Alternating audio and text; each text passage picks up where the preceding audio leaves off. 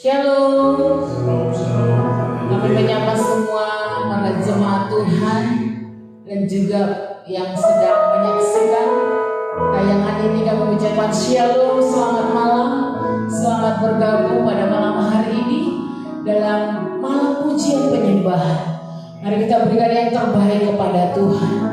Di waktu kesempatan yang ada ini, kita sedang bersama keluarga menikmati liburan atau masa di mana kita sedang stay at home. Biarlah kita memberikan waktu untuk memuji dan menyembah Tuhan. Mari kita berdoa. Terima kasih Tuhan, kami izinkan Roh memimpin kami dalam malam pujian penyembahan ini. Engkau saja yang ditinggikan, Engkau saja yang dimuliakan. Biar setiap hati kami terarah dan terpusat kepada Yesus saja. Di dalam nama Tuhan Yesus, kami sudah berdoa dan mengucap syukur. Haleluya. Amin. Mari kita datang kepada Tuhan, mensyukuri segala kebaikan Tuhan.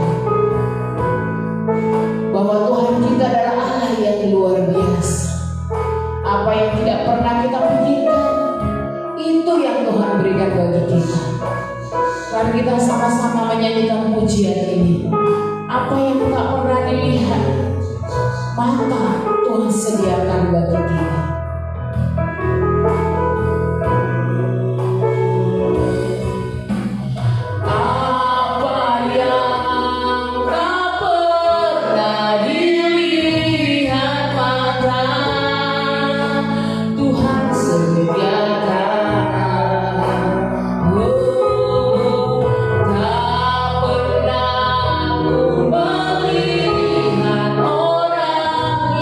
Benar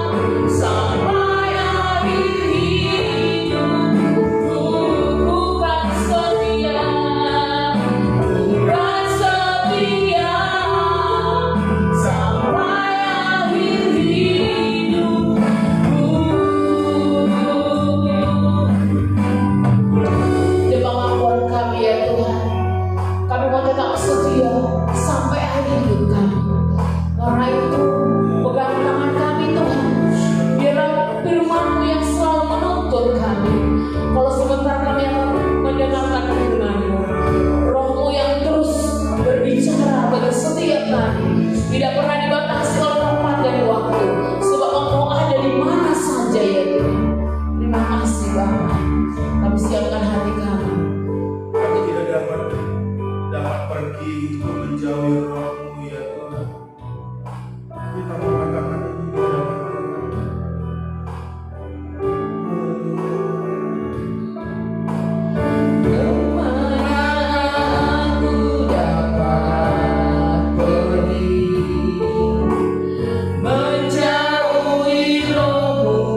yang suci, Kau sahabat,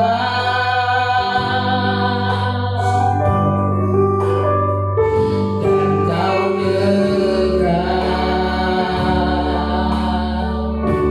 Amin. Bahkan seluruh pengabdianku tak bisa membalas kesetiaanmu, sungguh mulia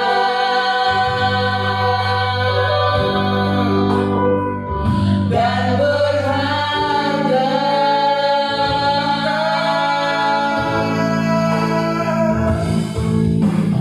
Kemanakah aku dapat pergi menjauhi Roh-Mu yang suci, Kau sahabat,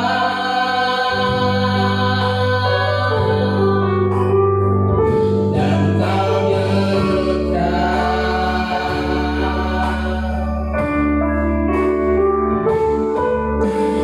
Bahkan seluruh pengabdianku tak bisa membalas kesetiaanmu, sungguh mulia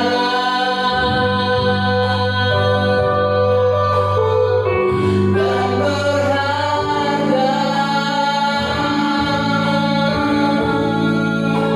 Sungguh besar pengorbananmu bagiku, tak terlalu dalam untuk dimengerti. Sungguh besar,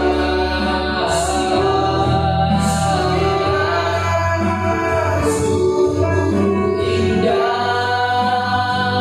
yang Kau pikirkan tentangku, tak terselami bagiku. Sungguh indah, sungguh indah, sungguh indah, sungguh indah.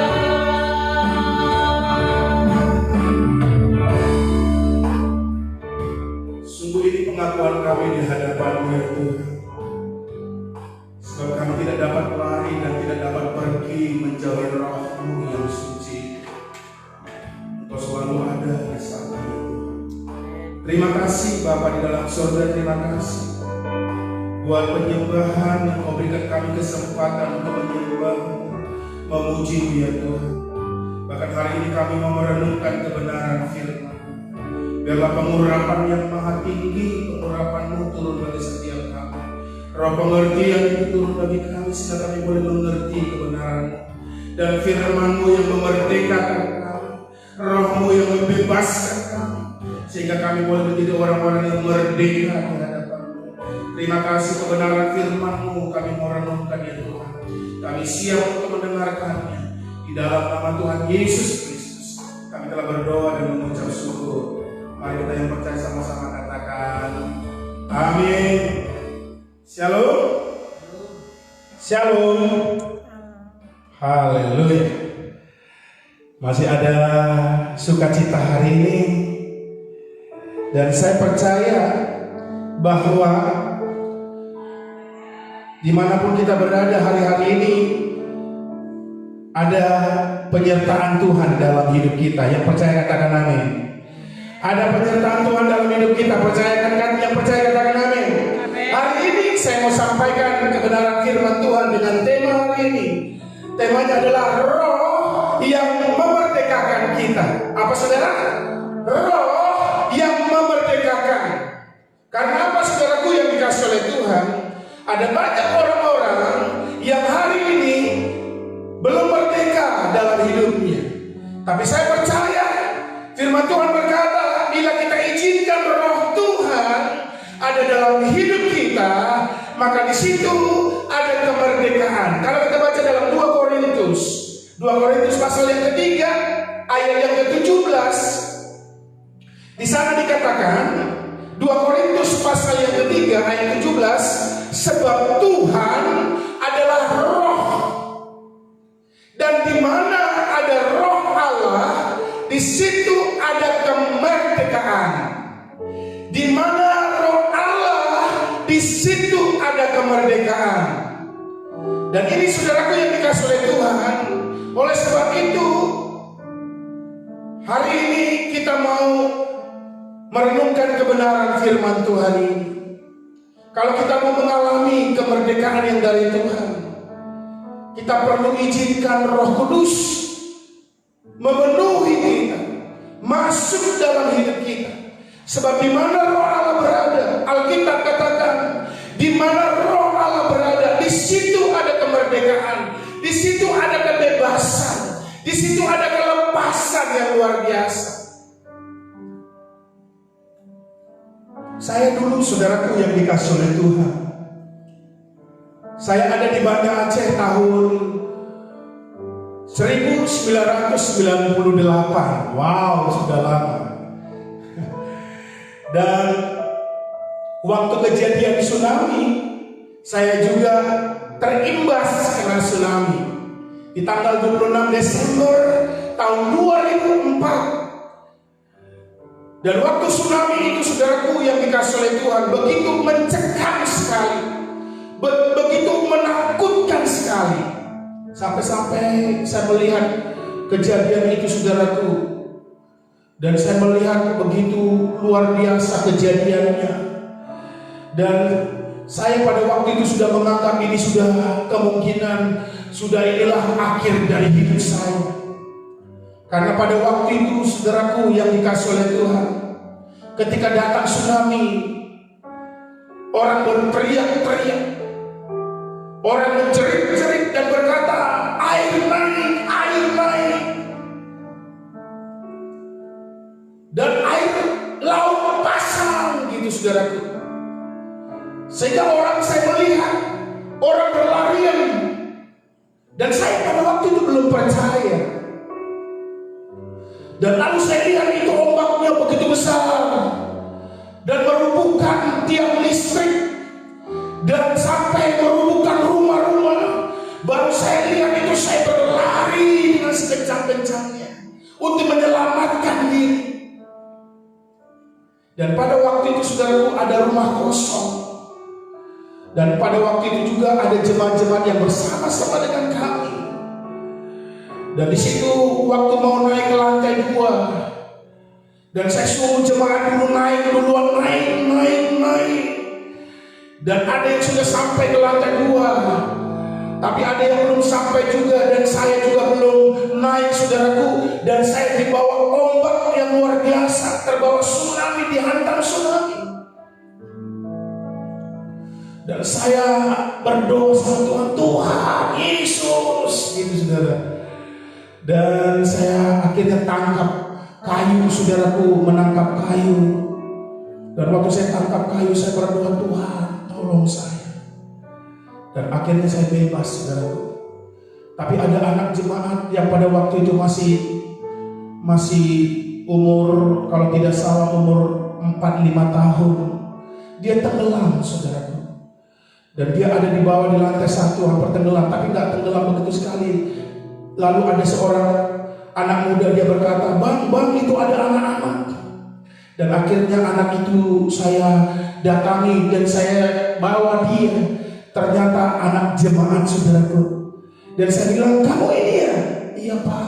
Saya bawa dia naik ke lantai 2. Dan saya masih banyak tolong orang saudaraku. Ada orang yang sudah sekarat, saya angkat dia bawa ke lantai 2. Dan di lantai 2 dia meninggal. Dan ada juga seorang ibu jemaat sudah dibawa air jauh. Dan saya akhirnya lompat saudaraku. Saya lompat dari jendela untuk selamatkan ibu ini. Dan saya berenang dan saya akhirnya bawa ibu ini ke ruko itu kembali. Dan akhirnya ibu ini selamat. Dan sampai sekarang masih hidup. Lalu ada seorang ibu lagi saudaraku udah terbawa air. Dan akhirnya ada suaminya ulurkan kayu dari atas lantai 2 dari jendela untuk menarik ibu ini. Dan ibu ini mau ditarik dan tidak diangkat saudaraku. Gak bisa terangkat. Lalu dikatakan oleh suaminya, Pak, tolong ini Pak, istri saya udah mau terbawa air, tolong diangkat. Akhirnya saya angkat dia saudaraku yang dikasih oleh Tuhan.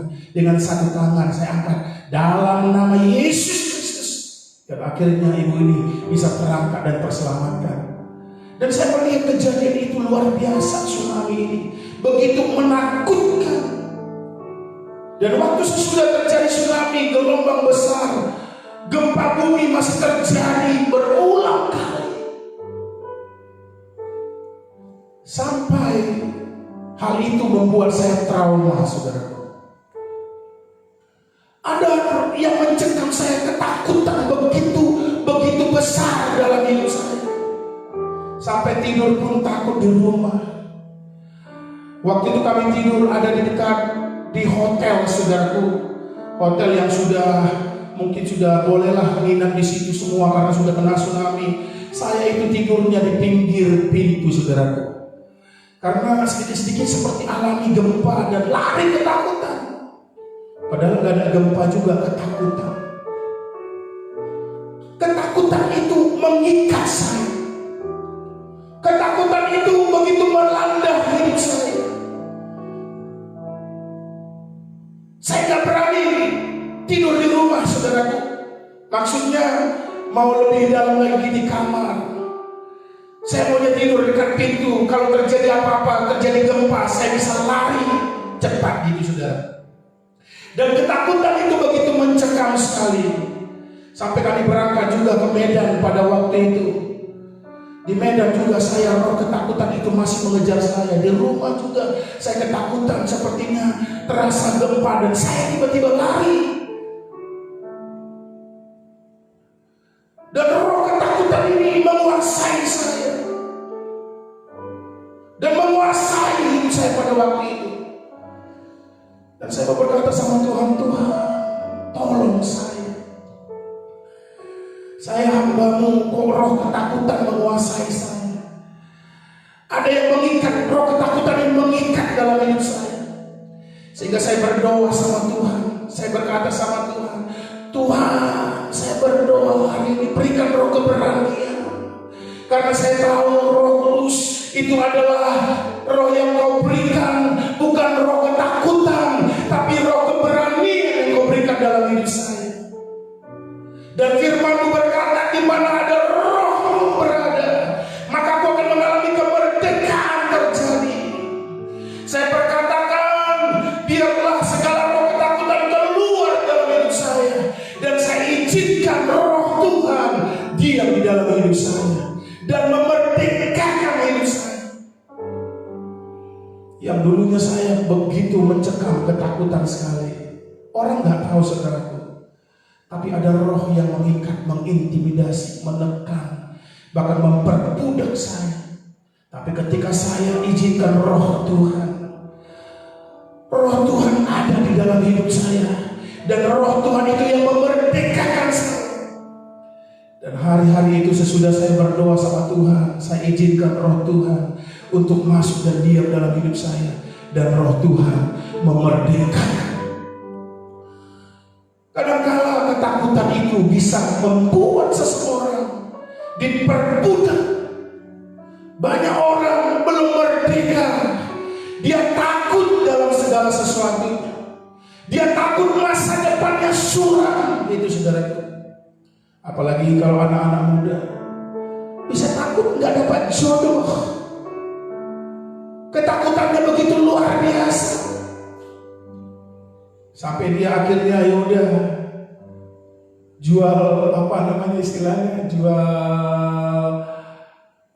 obral gitu saudaraku. Akhirnya saudaraku yang dikasih oleh Tuhan karena ketakutannya. Roh ketakutan bisa mengintimidasi seseorang. Makanya saudaraku yang dikasih oleh Tuhan, izinkan roh Tuhan memerdekakan engkau hari ini. Roh apa yang mengikat engkau, memperbudak engkau, menjajah hidupmu? Apakah ketakutan? Sama halnya hari-hari ini mungkin kita mengalami COVID-19. Jangan sampai roh ketakutan mengintimidasimu. Jangan sampai roh ketakutan yang menguasai hidupmu sehingga melakukan apapun takut dan takut di PHK, takut dirumahkan, takut nggak ada pekerjaan lagi. Ini seringkali bisa dialami oleh setiap orang. Ada seorang saudaraku yang dikasih oleh Tuhan, seorang bapak, dia kerjanya di sekolah, dan di sekolah ini dia hanya kerjanya sebagai pembersih ruang sekolah, halaman sekolah, WC. Dia sebagai pembersih di sana. Karena apa saudara? Karena dia nggak tahu baca dan tulis.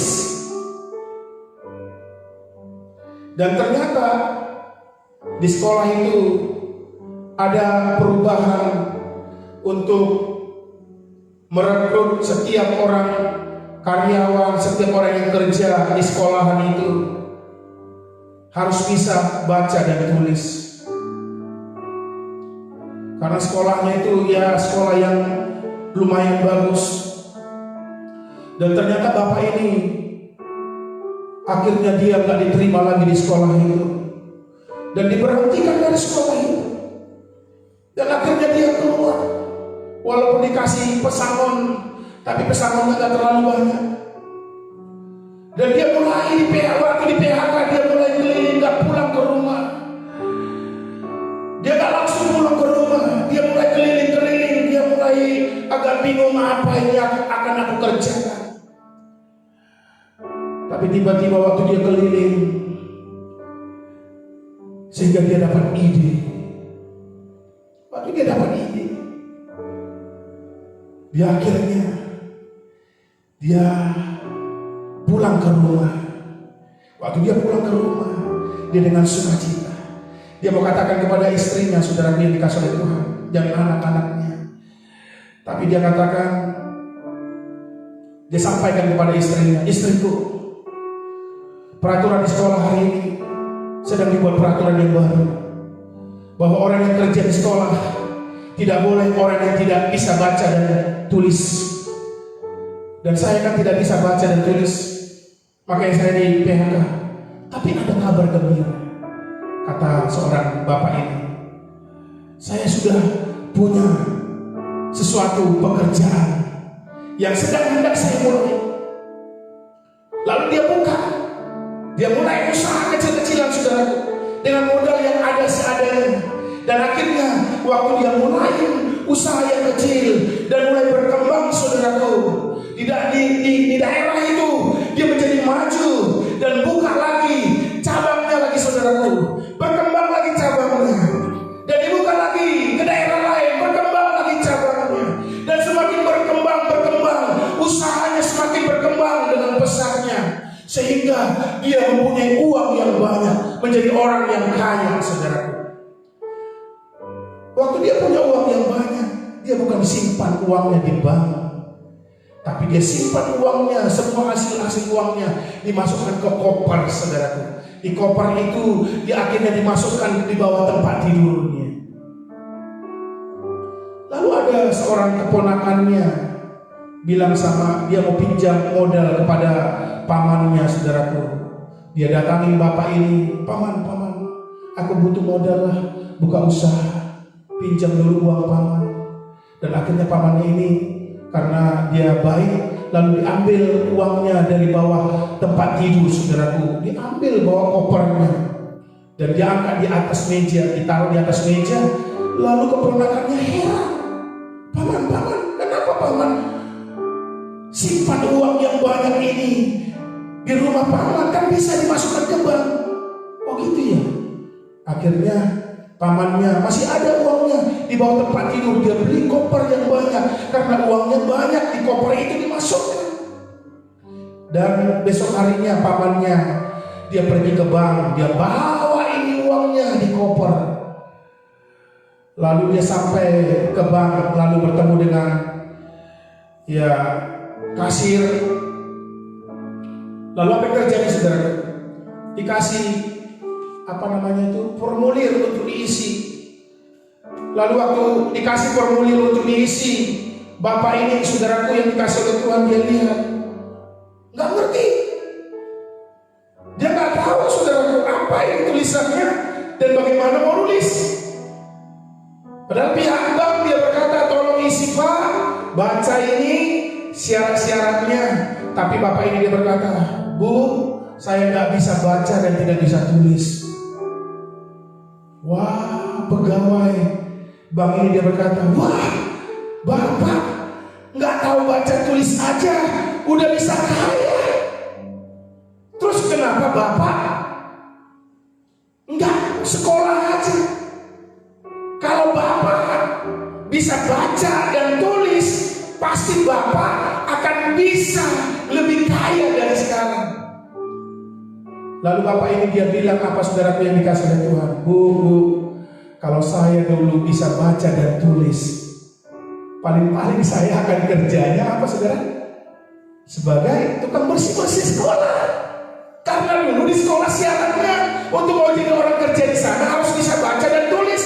Kalau saya dulunya bisa baca dan tulis, pasti saya kerjanya tetap jadi pembersih sekolah. Di sini kita melihat saudaraku yang dikasih oleh Tuhan, jangan takut.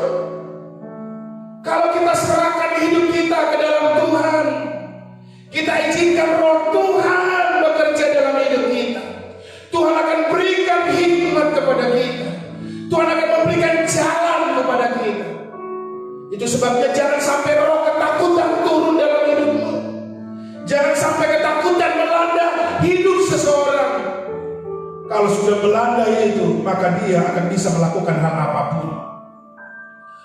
Ada banyak orang juga saudara yang dikasih oleh Tuhan belum merdeka dari dosa. Kalau di dalam Roma pasal 8 ayat 1 sampai 2, di sana berkata saudaraku, demikianlah sekarang tidak ada penghukuman bagi mereka yang ada di dalam Kristus Yesus. Roh yang memberi hidup telah memerdekakan kamu dalam Kristus dari hukum dosa dan hukum maut. Di sini dikatakan bahwa Roh yang memberikan hidup dan telah memerdekakan kamu dalam Kristus dari hukum dosa dan hukum maut. Kita perlu dimerdekakan dari dosa. Karena ada banyak orang yang masih terikat dengan dosa, diperbudak oleh dosa. Ketika seseorang diperbudak oleh dosa, maka masa depannya, makanya Tuhan berkata, bukan Tuhan tidak mendengar doa-doamu, bukan kurang dengar telinga Tuhan untuk mendengar, dan bukan kurang panjang tangan Tuhan untuk memberikan pertolongan kepadamu, tapi yang menjadi penghalangnya adalah dosa yang masih memperbudak engkau, yang masih mengikat hidupmu, sehingga engkau perlu dimerdekakan dari dosa. Itu sebabnya mari semua anak-anak Tuhan, mari kita semua yang ada di sini, kita izinkan Roh Tuhan untuk memerdekakan hidupmu, supaya kau benar-benar merdeka. Sebab firman Tuhan berkata, di mana Roh Allah berada, di mana Roh Tuhan ada, Di situ ada kemerdekaan. Hal apa yang masih membuat engkau diperbudak, saudaraku? Ketakutankah? Kekhawatirankah? Kecemasankah? Takut dari berbagai hal? Takut untuk masa depan, takut untuk mendapat jodoh, takut di PHK, takut bangkrut, takut yang lain.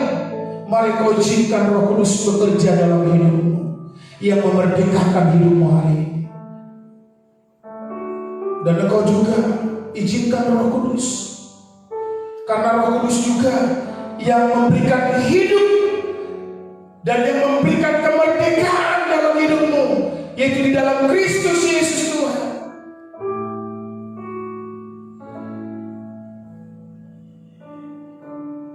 Bila kau masih diperbudak, engkau tidak bisa membangun dengan lebih baik. Dulu bangsa Indonesia masih dijajah, belum merdeka, tidak bisa melakukan apa-apa pembangunan dalam hidupnya. Percepatan pembangunan tidak akan bisa dialami. Yang ada itu hanya kehancuran, hanya seperti mencekam yang luar biasa, reruntuhan yang ada di sana. Bila kau masih belum dimerdekakan oleh Tuhan, oleh Roh Kudus, itu akan ada hal-hal yang mencekam hidupmu, hal-hal yang menghancurkan hidupmu, memperbudak hidupmu. Hari ini Tuhan mau berkata di dalam hidupmu, izinkan Roh Tuhan. Di mana Roh Tuhan berada, di situ ada kemerdekaan. Mari kita mau angkat pujian, kita mau berdoa. Kemanakah aku dapat pergi ya Tuhan? Engkau hari ini yang belum merdeka,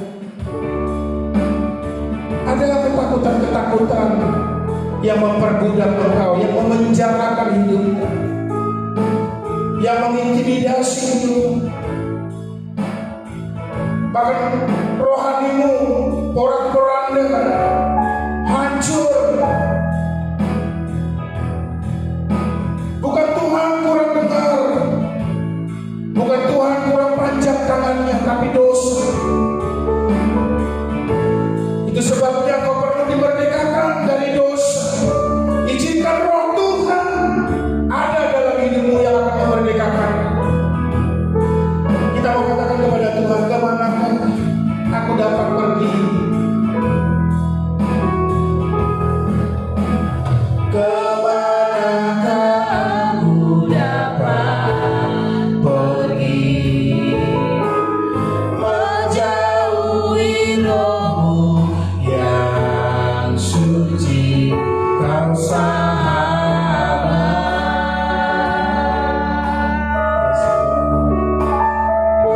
Dan Kau dekat,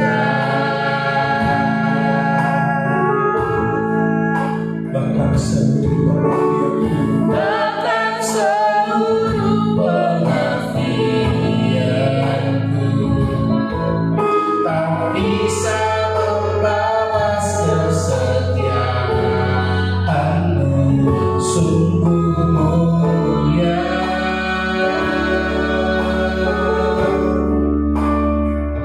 Dan berharga, sungguh besar, pengorbananmu bagiku. Terlalu dalam untuk dimengerti, sungguh besar, sungguh indah, sungguh indah yang Kau pikirkan tentangku,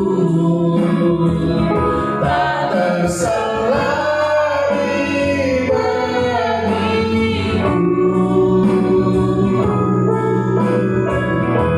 Sungguh indah,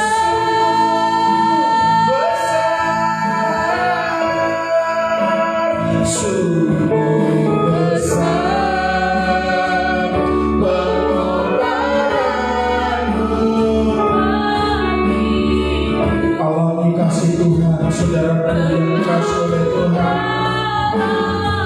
Sungguh besar pengorbanannya untukmu, pengorbanannya untuk memerdekakanmu, untuk membebaskanmu dari dosa, dari ketakutan. Dan Tuhan punya rencana dan memikirkan tentang hidupmu sesuatu yang terindah. Izinkan Roh Tuhan turun dalam hidupmu yang akan memerdekakan hidupmu sehingga engkau dibawanya ke sesuatu yang terindah. Katakan lagi, sungguh besar, sungguh besar. Alami Tuhan, izinkan Roh Kudus hadir dalam hatimu, karena Tuhan sudah berkorban bagimu. Tuhan inginkan kau dimerdekakan dari ketakutan, dimerdekakan dari dosa, dimerdekakan dari hal-hal yang mengikatmu, yang memenjarakan hidupmu. Izinkan Roh Tuhan turun dalam hidupmu, buka hatimu. Sebab di mana Roh Tuhan ada, di situ ada kemerdekaan, di situ ada kebebasan, di situ ada pemulihan. Oh, sungguh indah, sungguh indah, sungguh indah, sungguh indah, sungguh indah, sungguh indah.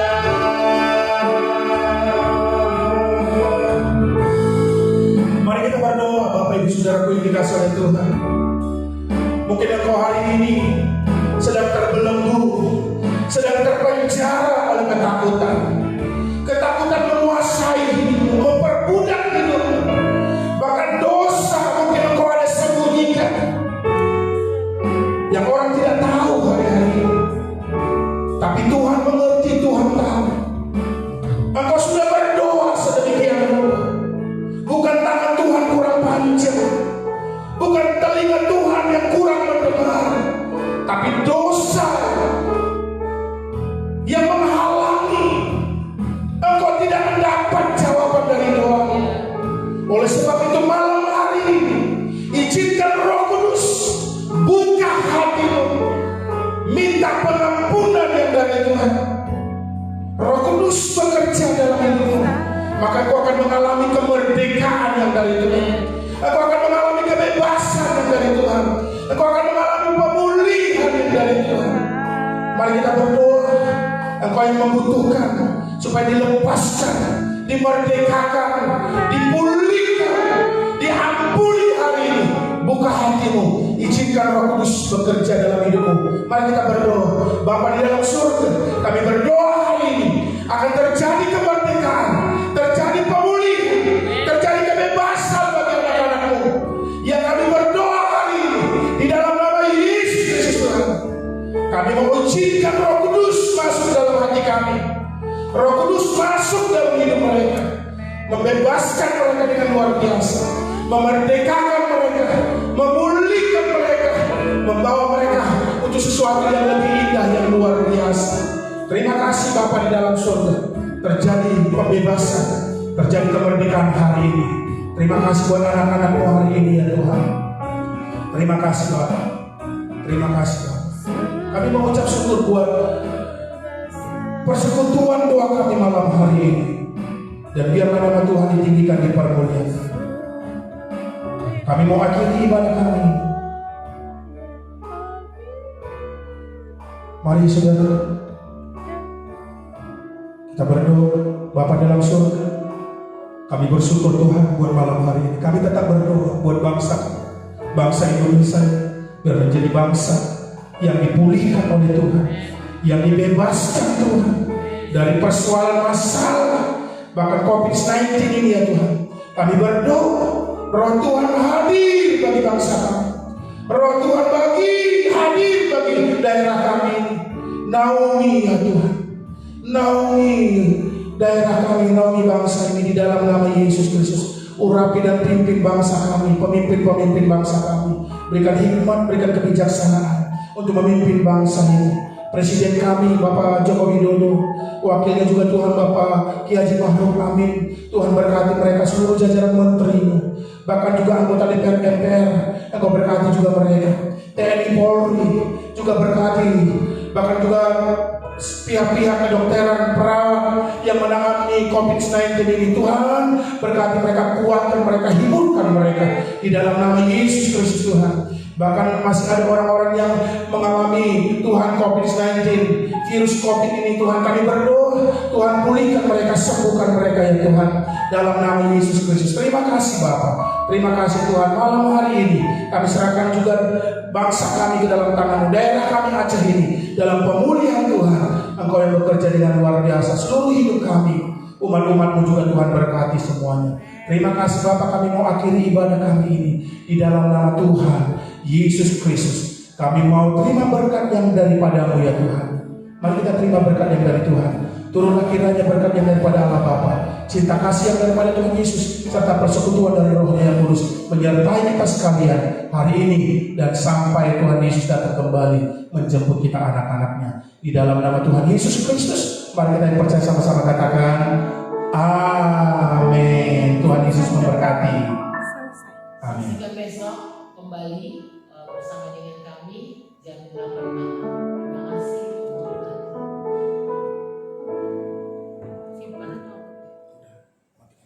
Udah ketekan selesai nggak selesai?